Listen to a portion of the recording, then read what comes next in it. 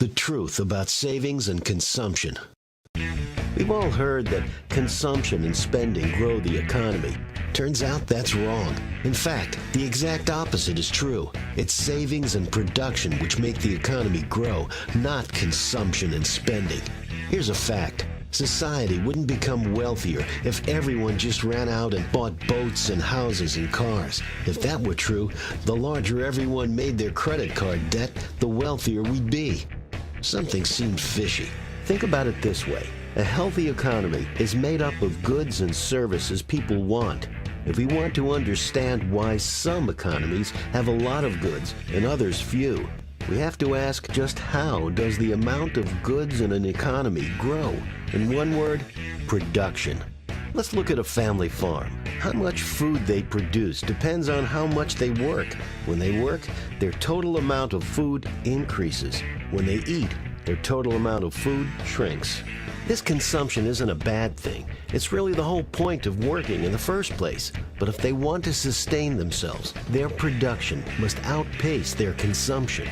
What if they decide to build a plow to help increase their productivity? With a plow, they could produce twice as much in half the time.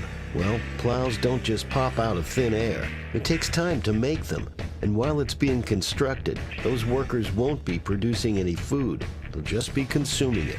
That means they'll need to save enough food beforehand to eat while they work. Without those savings, there's no way for them to take time to build a plow. They'd run out of food. Once it's finished, they can produce more efficiently, and the total amount of goods will grow. On top of that, because they no longer have to worry about starving, time is freed up. They can now choose to produce other goods or services, or just relax and enjoy their free time. And this is what happens in the large-scale economy. Factories and bulldozers don't just pop out of thin air either. They have to be constructed with a pool of savings as well. Here's how it works. In a free market, when people save their money and don't spend it, capital piles up in banks. In turn, this money is lent to entrepreneurs who use it to purchase or create equipment, which expands their business and increases their level of production. And get this, the more goods that are being produced, the more savings that become available. As this pile of savings grows, even larger loans become available to even more entrepreneurs.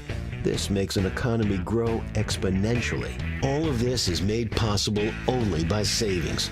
Without it, there wouldn't be any capital available to borrow, and economic expansion would come to a halt. An economy based on consumption and not production can only last until there are no more goods to consume.